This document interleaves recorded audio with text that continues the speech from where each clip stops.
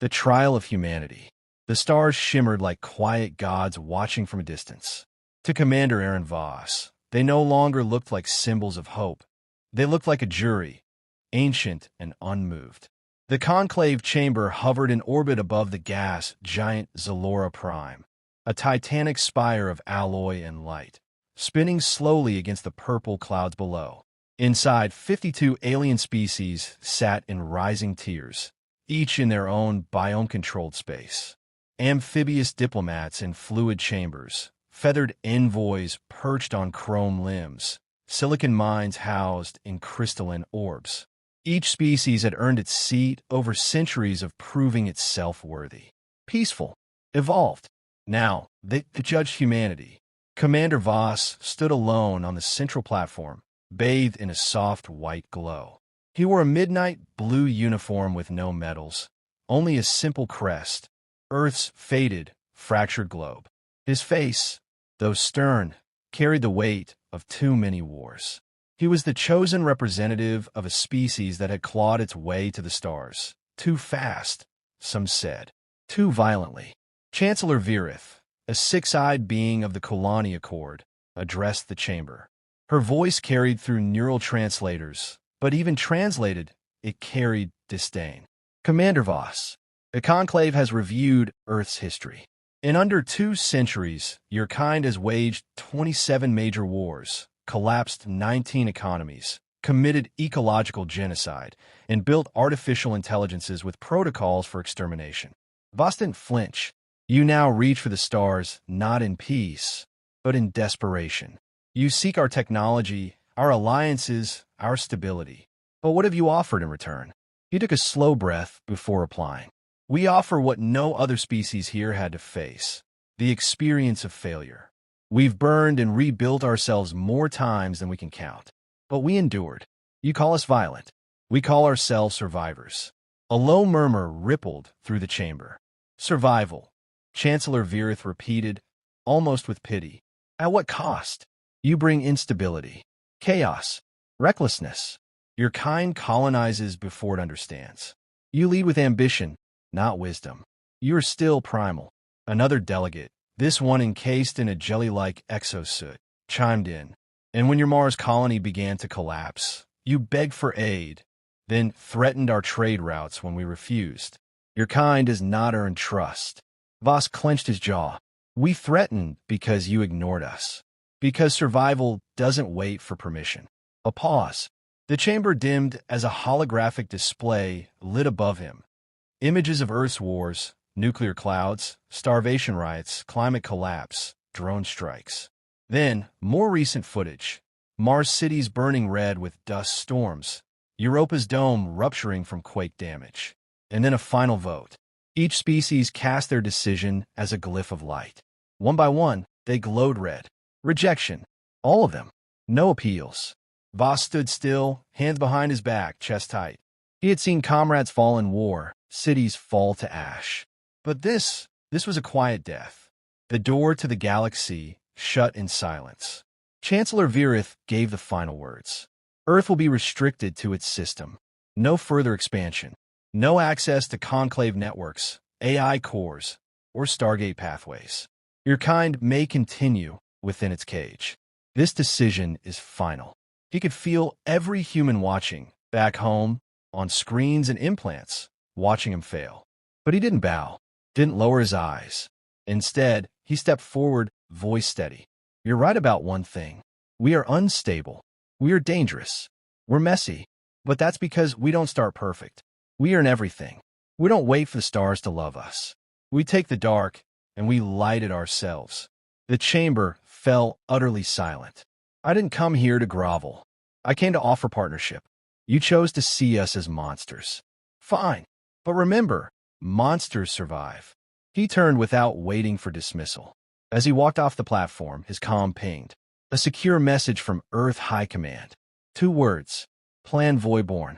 Voss smiled grimly. Let the stars turn their backs. Humanity would carve its place in the galaxy, whether the galaxy liked it or not. Outcasts of the void. The stars were silent now. Not in judgment, but in abandonment. 6 months had passed since the Conclave's verdict. Earth's skies, once filled with ambition, now held only the echo of what could have been. Gateways to the galactic trade network had gone dark. Orbital stations once built with borrowed technology now sat unfinished. Cold skeletons orbiting a planet choking on its own history. Mars was dying. The thin atmosphere was collapsing under another decade of sandstorms and corporate negligence. Europa's colonies were being pulled apart, piece by piece, to feed Earth's desperation. And Earth herself fractured again. Alliances crumbled. Food riots returned to the streets. Conclave embargoes cut deep. Humanity had been tossed back into the dark. But Commander Aaron Voss didn't believe in staying there. In the ruins of an old lunar drydock, hidden from the Conclave's long-range sensors, he stood before the half-built body of a warship. The fracture, they called it. A vessel not born of peace, but of necessity. Scarred plating, stolen ion cores, a reverse-engineered star drive from a salvaged Thaler scout ship. It wasn't elegant. It wasn't sanctioned, but it worked, and that made it dangerous. "We're ready," said Dr. Kirandali, walking up beside him. Her lab coat was scorched at the hem, eyes tired from weeks of no sleep. Fuel cells charged, shields stable, AI core, let's say cooperative. Voss looked at her, then at the ship. "You really think this is going to work?" She chuckled dryly. "I think trusting the Conclave was a bigger gamble." Voss gave a nod, then looked around the hangar. 53 people. That's all they had. Ex-military, engineers, scientists, exiles, people who refused to accept extinction. Some had families. Some had no one. All had something to prove. They called themselves the Voidborn Initiative. The mission wasn't revenge. Not yet. It was survival. They couldn't stay in Sol. The Conclave would shut them down. Earth would bleed them dry. No allies. No second chances. So they would leave. Beyond map space. Beyond the galactic charts. Out into the cold, unfiltered dark. They called their destination Naraka, a rogue world outside gravitational stability, shrouded in radiation storms and wrapped in chaos. It was the last place the Conclave would look, and the only place desperate enough to welcome humanity's fire. The launch was unceremonious. No flags, no anthems, just the groan of metal and the thrum of engines older than they had any right to be. As the fracture pushed past the edges of Sol, Voss stood on the bridge, watching Earth fade into blue memory. "Hard to believe they gave up on us so easily," Kyra murmured. Voss's voice was like gravel in winter. "They didn't give up. They were never with us." She turned to him. "Then what are we doing?" He didn't answer for a long time. Just watched the stars stretch into threads as they prepared for jump. Building a place where rejection isn't a death sentence. Naraka welcomed them with teeth. The atmosphere was acidic. Rain-boiled skin. Gravity shifted on a pulse like a beating heart. Unpredictable, feral. The first shelter buckled within days. 2 died from radiation exposure. 1 from a fall during a quake. There was no conclave to call. No planetary relief. No rescue. Only themselves. So they adapted. They built geothermal rigs in the molten flats. Filtered acid rain into usable water. Engineered crops that could grow in ash. They lived in pressure suits for months. And when those suits failed, they made new ones from whatever could be welded, stitched, sealed. By the 3rd year, children were being born. And by the 5th, they no longer spoke of Earth like a home, but a wound that had finally closed. Voss watched as his daughter, Juno, ran through the ash fields in a radiation suit painted with stars. She was 12.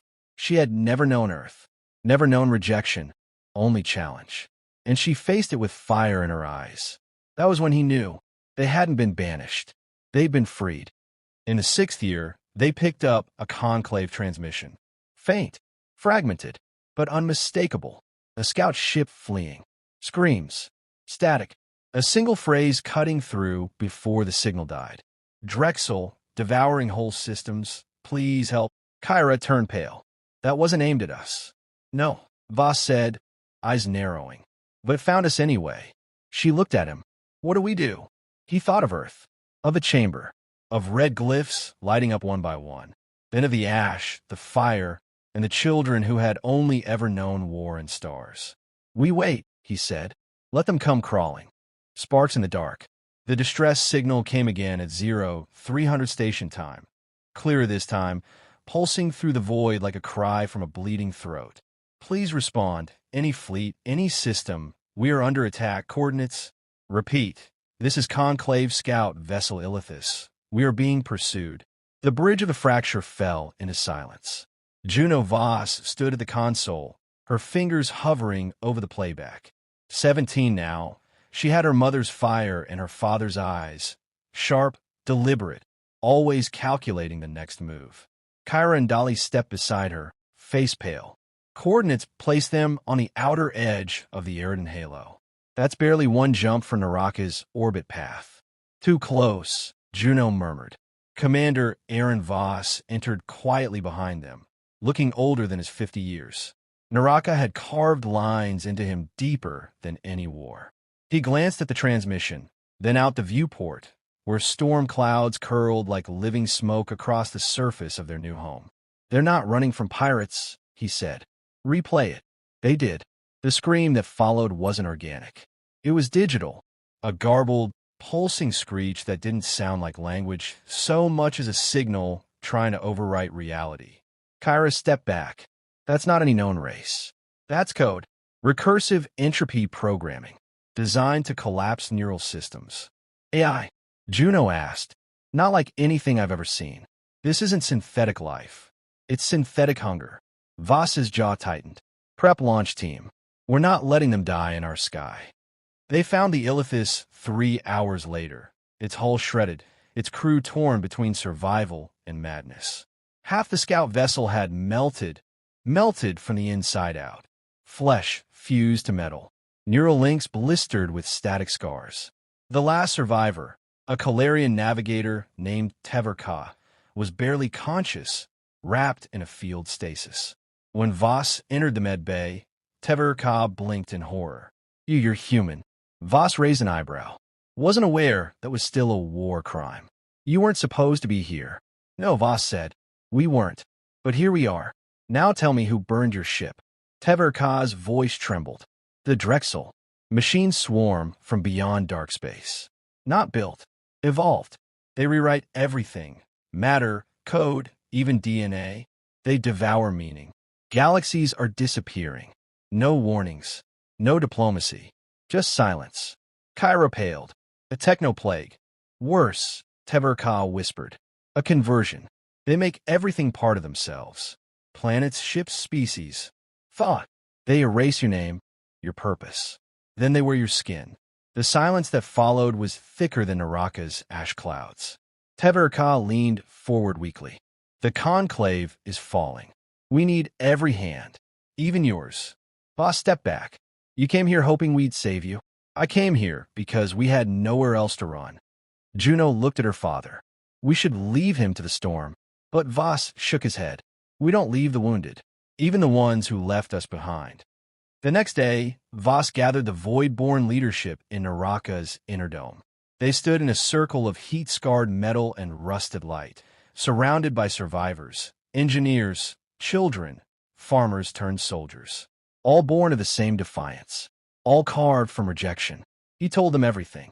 About the Drexel, the collapse, the plea. Kyra stepped forward. They cast us out. They feared our chaos. But now they need it. They need us to fight like they never could. Someone muttered. So we clean up their mess? No, Voss said. We remind the stars what humans do best. Juno frowned. Which is? He looked at her with a fire she hadn't seen since she was a child. We adapt. We survive. We make the impossible bleed. Within weeks, Naraka transformed. The fracture became a command ship. Outposts were converted to weapon factories. Kids trained in guerrilla tactics alongside alien code specialists. They crafted weapons not from blueprints, but from rage. Humans didn't have fleets.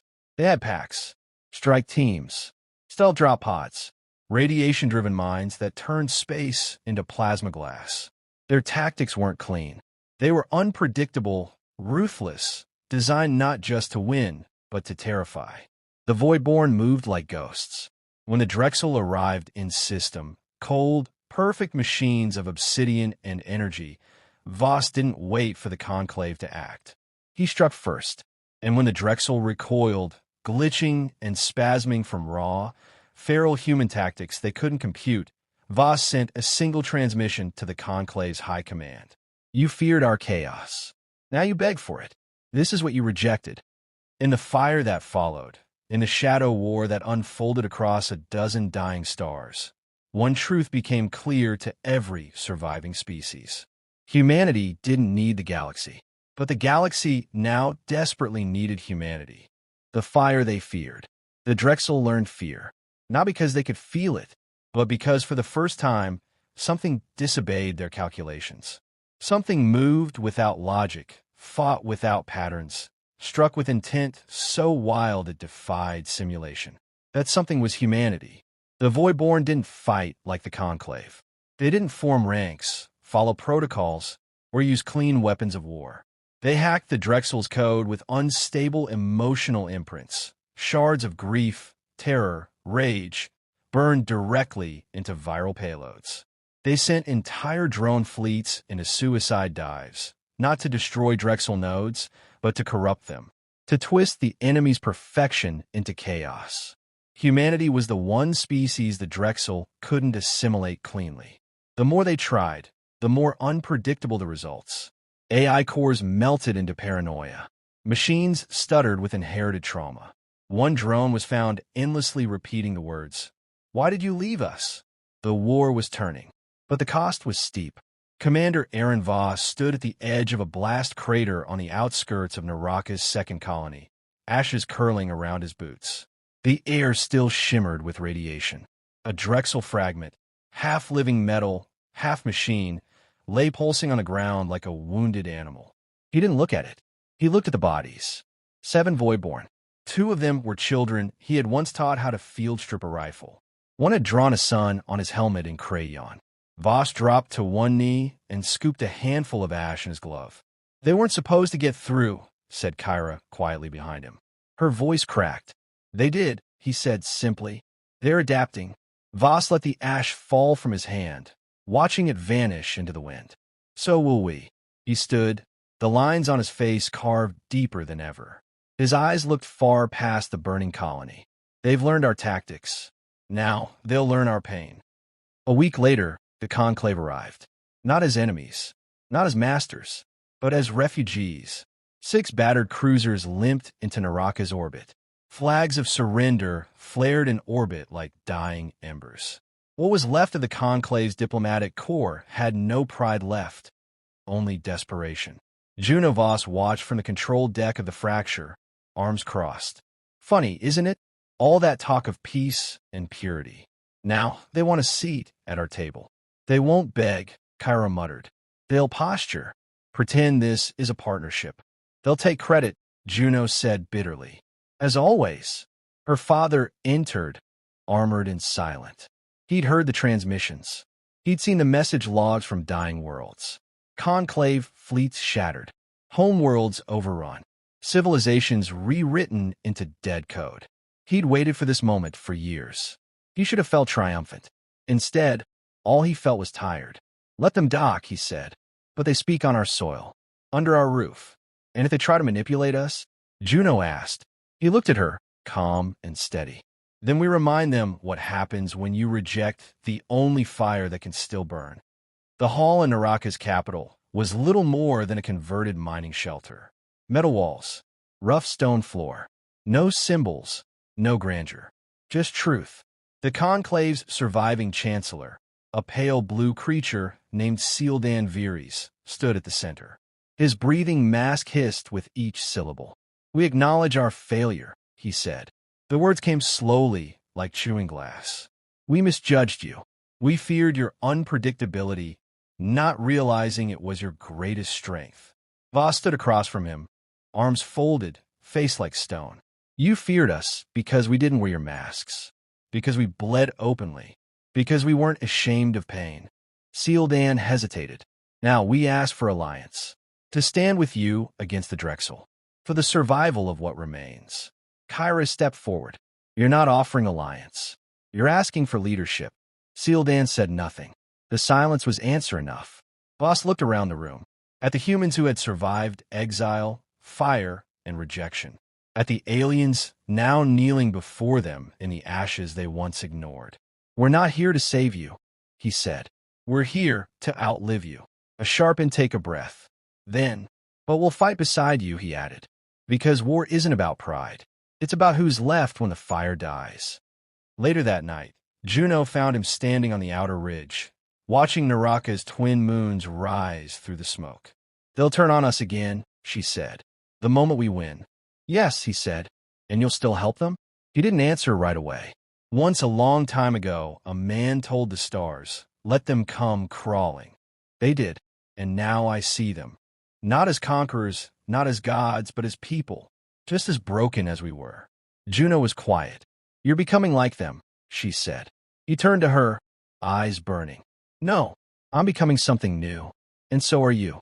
He placed a hand on her shoulder. "They feared us. Now they'll learn to follow us." The legacy of fire. The war did not end with a grand battle. There was no single moment of triumph, no banner planted atop a fallen colossus. The war ended the way extinction does, slowly, brutally, with the dying breath of 1,000 worlds and the silence left behind. But humanity did not vanish. They burned brighter. The final campaign was waged across the ruins of the Garcian Verge, where the Drexel had converted entire star systems into lifeless machine hives, black spires orbiting dead suns, broadcasting recursive signals that shredded neural functions in seconds. The Voidborn called this "place the wound." It was here that the last stand began.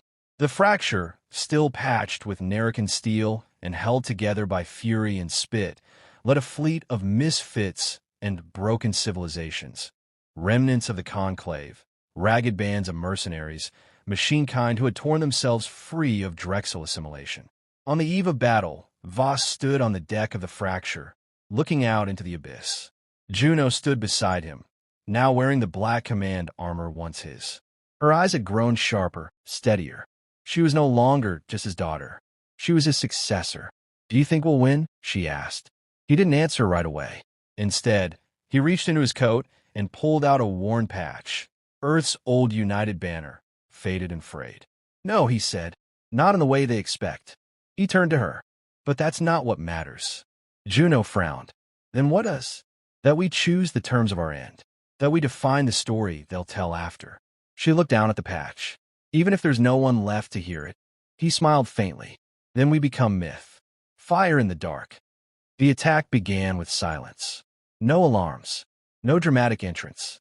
Just power failures across all ships, sensor blindness, and a cold pulse that made even thought feel wrong. Then they came.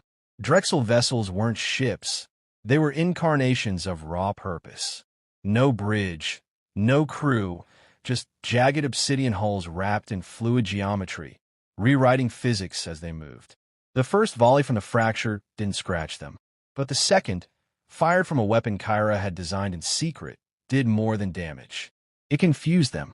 A chaos core, laced with memories of human suffering, fired directly into the Drexel hive. The machines didn't collapse.